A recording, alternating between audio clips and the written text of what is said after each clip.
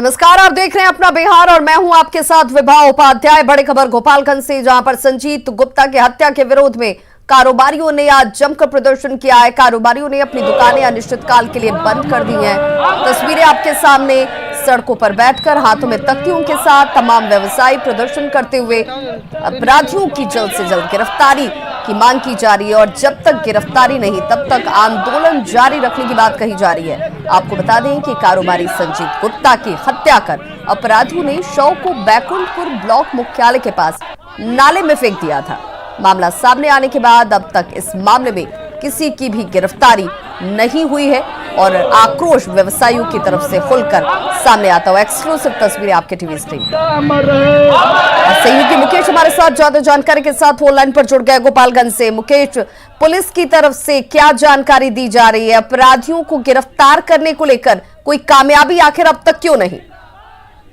देखिए भैया, मैं बता दूं कि पूरा मामला 16 नवंबर का है और 16 नवंबर को जो कपड़ा व्यवसायी हैं संजीत गुप्ता, इनकी हत्या हो गई थी और हत्या करने के बाद नाले में शव फेंक दिया गया था और आज 6 दिन के बाद भी जो है अब तक कोई गिरफ्तारी नहीं हो सकी थी। और उसमें जो परिजनों का आरोप है कि उन्होंने पुलिस को लगातार दबाव बनाया था और सीसीटीवी कैमरे में भी कैद हुई थी कि जब वो घर से दुकान से क्रॉस कर रहे थे तब ये जो है ये ब्लॉक के पास से क्रॉस किए थे, लेकिन उसके बाद उनका अपहरण किया गया, हत्या की गई और पुलिस अब तक कुछ भी सुराग नहीं लगा पाई थी। इसी को लेकर के लोगों में आक्रोश है और लोगों ने सुबह से ही दुकानें बंद कर दिया है दिगवा दोबली बाजार में और वहां पर लोग हंगामा कर रहे हैं, प्रदर्शन कर रहे हैं और पुलिस अभी तक लोगों को सुनाने का प्रयास कर रही है। विवाह मुकेश, क्या ये अपराधी आइडेंटिफाइड भी हैं?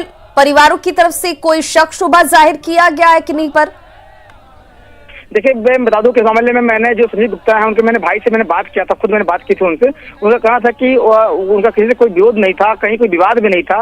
उसके बाद फिर की हत्या की गई थी। तो जाहिर तौर पर इस तरह का जो मामला है वो पुलिस के लिए बड़ी चुनौती है और पुलिस ने डॉग स्क्वाड की टीम बुला करके भी पूरे मामले की जांच छानबीन करवाई थी, लेकिन इसके बाद भी अब तक पुलिस को कुछ सुराग नहीं मिला है और यही वजह है कि अब तक अपराधियों की शिनाख्त नहीं हो पाई है और पुलिस अब तक इस मामले में कुछ भी ठोस कार्रवाई नहीं कर पाई है। चलिए, बहुत बहुत शुक्रिया मुकेश तमाम जानकारी के लिए।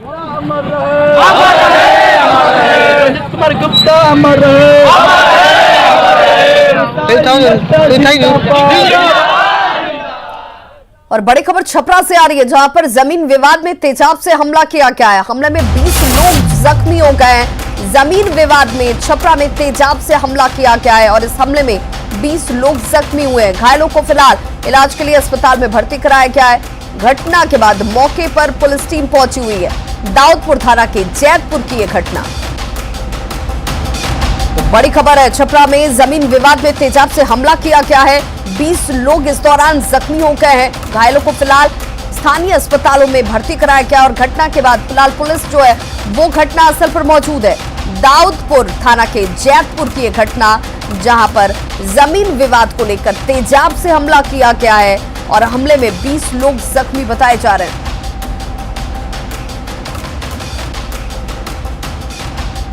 तो सबसे बड़ा सवाल ये कि देखिए, तेजाब जिसकी बिक्री को लेकर के कई तरह के गाइडलाइंस है, इसके बावजूद तेजाब की बिक्री धड़ल्ले से होती हुई और इसी तेजाब का इस्तेमाल करते हुए जमीन विवाद में हमला किया गया है। 20 लोग जख्मी हुए हैं। गया में पुलिस और नक्सलियों के बीच मुठभेड़ हुई है, जिसमें 10 लाख का इनामी नक्सली आलोक ढेर हो गया। मुठभेड़ में एक पुलिसकर्मी और 2 ग्रामीण भी घायल हुए हैं। मौके से पुलिस ने AK-47 और AK-49 राइफल समेत भारी मात्रा में विस्फोटक बरामद किया है। मुठभेड़ से पहले नक्सलियों ने नगरपुर डी की महिला मुखिया के देवर समेत 2 लोगों की हत्या कर दी थी।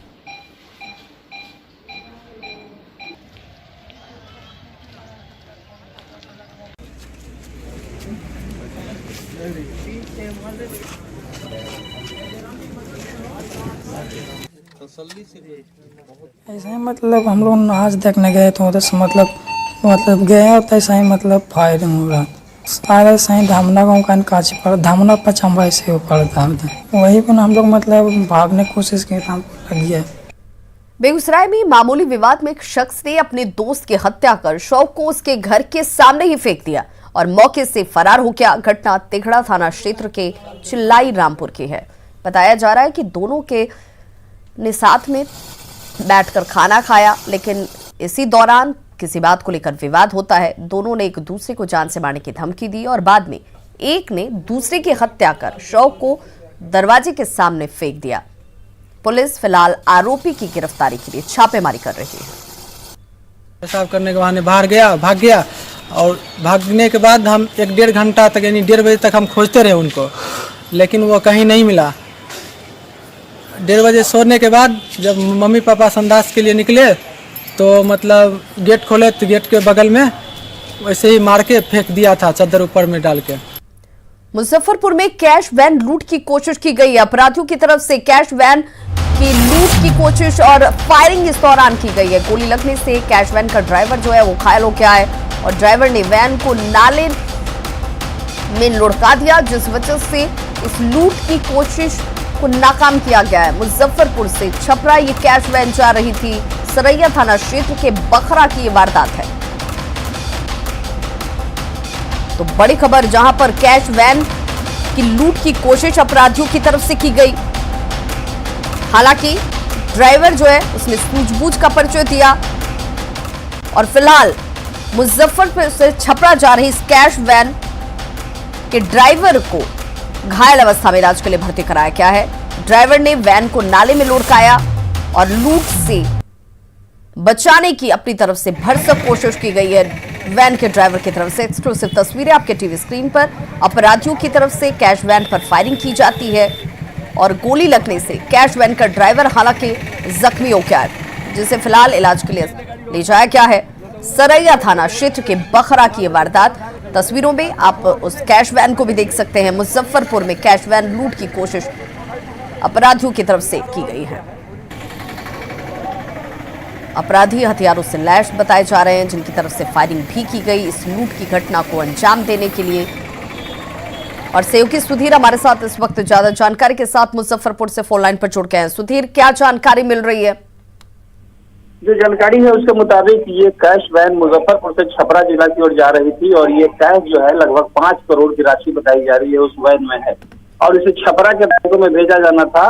लेकिन मुजफ्फरपुर के सरैया थाना इलाके के बखरा के पास पीछे से आ रहे कार सवार अपराधियों ने गाड़ी को घेरने की कोशिश की, गाड़ी पर अंधाधुंध फायरिंग की, लेकिन एक बड़ी कामयाबी उसके ड्राइवर को मिली कि चालक ने सूझबूझ के साथ उस वैन को पास के नाले में, सड़क के किनारे जो नाला होता है, नाले में उसमें लुढ़का दिया और गाड़ी दुर्घटनाग्रस्त हो गई। लेकिन जो अपराधी थे वो तेज गति से छपरा की ओर निकल गए। सुधीर, लेकिन जिस दौरान ये फायरिंग की बात कही जा रही है, कैश वैन में सुरक्षा गार्ड की तैनाती भी होती है, क्या वो उस वक्त मौजूद नहीं थे? वहाँ सुरक्षा के गार्ड थे, लेकिन ड्राइवर ने उस गाड़ी को नाले की ओर नीचे की ओर लुढ़का दिया और इसी बीच अपराधी फरार हो गए। हालांकि सुरक्षा गार्ड के बारे में भी कहा जाता है कि वो भी फिलहाल मौके से तत्काल फरार हो गए। गाड़ी में चूंकि ड्राइवर को गोली लग गई थी वह रुक गया और जो गार्ड थे वो भी फरार हो गए। तो अपराधी लूटने में कामयाब नहीं हो सके राशि को, लेकिन बड़ा मंसूबा का परिचय उन्होंने दिया है।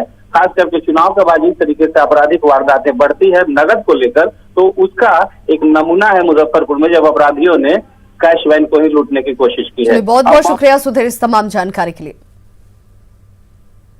कोरोना की वजह से लखीसराय सदर अस्पताल के ब्लड बैंक में ब्लड की कमी हो गई है और जरूरतमंदों को ब्लड नहीं मिल पा रहा है। सदर अस्पताल प्रशासन और ब्लड बैंक कर्मी की लापरवाही की वजह से 14 जून के बाद से रक्तदान शिविर का आयोजन ही नहीं किया गया।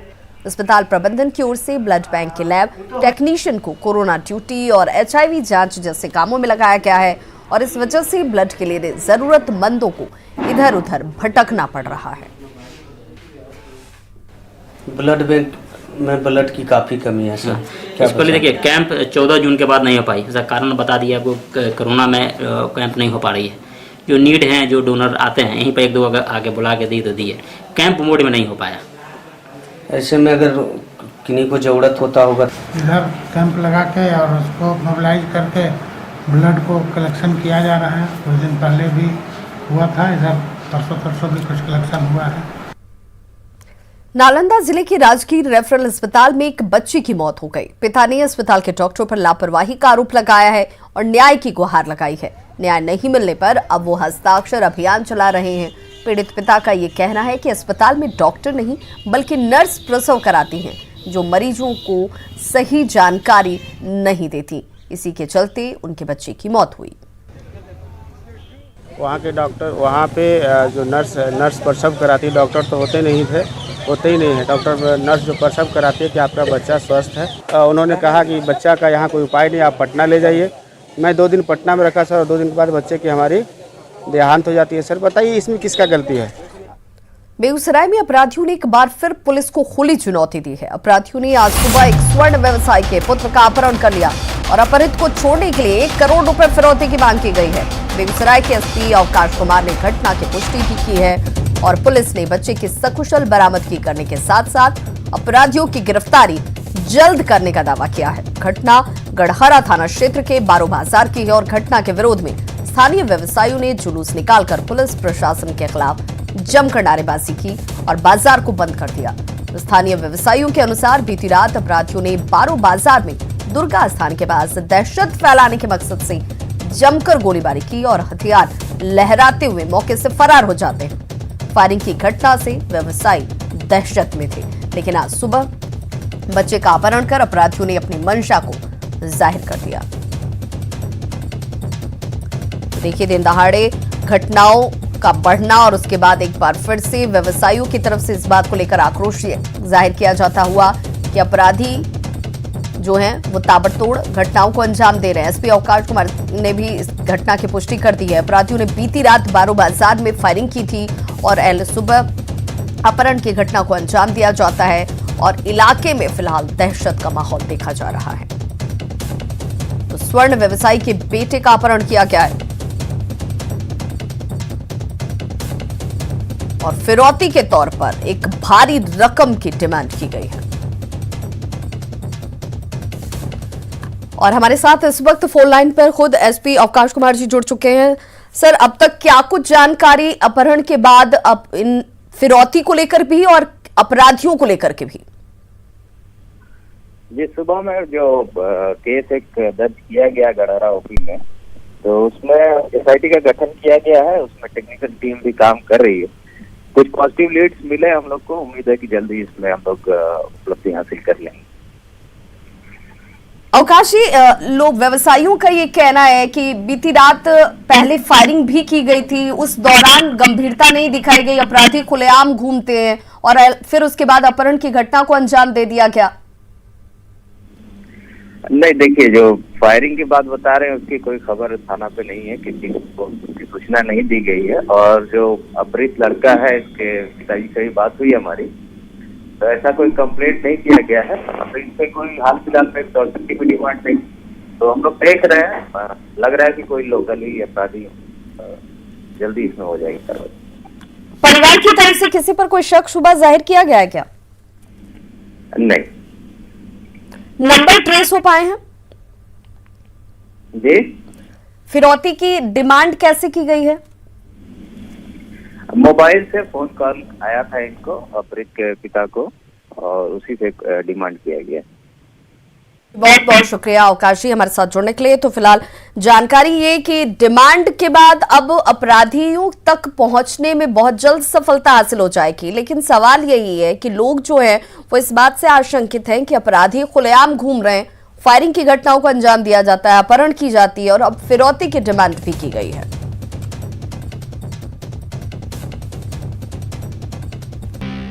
ब्रेक के बाद एक बार फिर से आप सभी का बहुत स्वागत है। बिहार विधान परिषद के नवनिर्वाचित 8 सदस्यों ने आज शपथ ली और शपथ के दौरान सीएम नीतीश कुमार सहित कई मंत्री मौजूद रहे।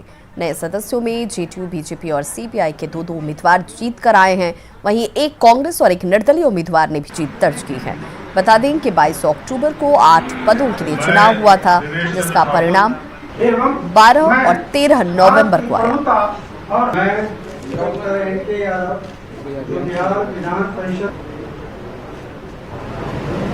के लिए सदस्य निर्वाचित हुआ हूँ। ईश्वर के जो बिहार विधान परिषद के लिए सदस्य संजय कुमार सिंह, जो बिहार विधान परिषद के लिए और आइए बताते हैं कि कौन कौन से उम्मीदवार इस बार किस सीट पर जीत दर्ज करते हुए नजर आए। पटना स्नातक सीट से जेडीयू के नीरज कुमार जीते हुए हैं। तिरहुत स्नातक सीट की अगर बात की जाए तो जेडीयू के देवेश चंद्र ठाकुर ने जीत दर्ज की है। वहीं कोसी स्नातक सीट की बात करें तो बीजेपी के डॉक्टर एनके यादव ने जीत दर्ज की है। पटना शिक्षक सीट बीजेपी के प्रोफेसर नवल किशोर यादव ने जीत दर्ज की है। सारण शिक्षक सीट पर सीपीआई के केदारनाथ पांडे ने जीत दर्ज की। वहीं तिरहुत शिक्षक सीट की बात करें तो सीपीआई के प्रोफेसर संजय कुमार सिंह जीते। दरभंगा से शिक्षक सीट पर मदन मोहन झा ने जीत दर्ज की। वहीं दरभंगा स्नातक सीट से निर्दलीय सर्वेश कुमार जीते। 17वें विधानसभा के पहले सत्र की तैयारी अंतिम चरण में है। कल प्रोटेम स्पीकर जीतन राम मांझी नवनिर्वाचित विधायकों को शपथ दिलाएंगे।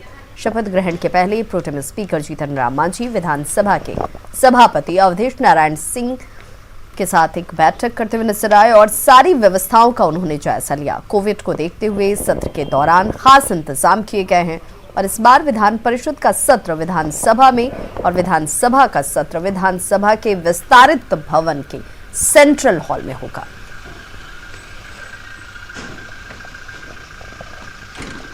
तो सत्र के पहले तैयारियों का जायजा लेने के लिए प्रोटेम स्पीकर जीतन राम मांझी जो है वो पहुंचे। अब एक एजेंडा फिक्स रहता है, उस एजेंडा के अनुसार डिस्कस करेंगे हम लोग और उसी के आधार पर कल से कार्रवाई होगी। विधानसभा शांति से चल सके। अब एक एजेंडा फिक्स रहता है, उस एजेंडा के अनुसार डिस्कस करेंगे हम लोग और उसी के आधार पर कल से कार्रवाई होगी। विधानसभा शांति से चल सके। एकदम निश्चित। अभी तो किसी प्रकार के अशांति का सवाल नहीं होता, अभी तो ओथ लेना है और ओथ के समय में ऐसा तो अभी तक नहीं हुआ। 40 वर्ष से हम हैं यहाँ पर और अगर कोई नया प्रेसिडेंस लोग कायम करें तो अलग बात है, लेकिन नॉर्मली ओथ में ऐसा नहीं होता है। और तेजस्वी यादव पर जेडीयू की तरफ से तीखा हमला किया गया है। जी हां, तेजस्वी यादव पर जेडीयू हमलावर है। कई केस में आरोपी होने के बहाने को लेकर के लगातार हमले किए जाते हुए जेडीयू प्रवक्ता नीरज कुमार ने मांग की है। विपक्ष के नेता की कुर्सी की कुर्बानी की मांग की गई है। नेता प्रतिपक्ष पद से इस्तीफे की मांग की जा रही है। लगातार जेडीयू के हमले पर आरजेडी की तरफ से भी पलटवार किया गया है। तो तेजस्वी यादव पर जेडीयू की तरफ से तीखा हमला।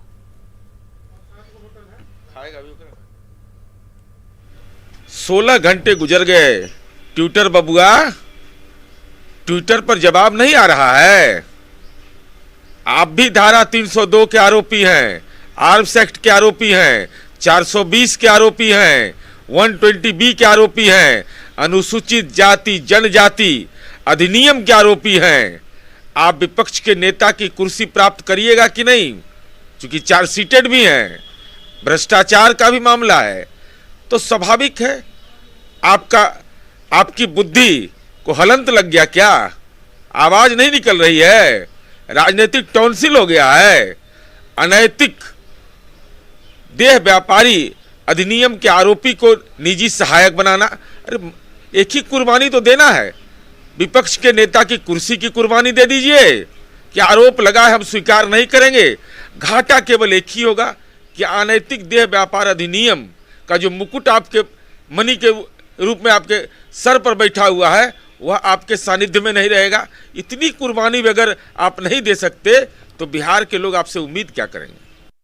जदयू के पास कुछ बचा नहीं। एक तो लोकतंत्र की हत्या करके सरकार और सत्ता पर काबिज हुआ है और दूसरा इतना भ्रष्टाचारी लोगों को, कई भ्रष्टाचारी लोगों को मंत्री बनाने का काम किया, जिसका उदाहरण मेवालाल चौधरी जी हैं।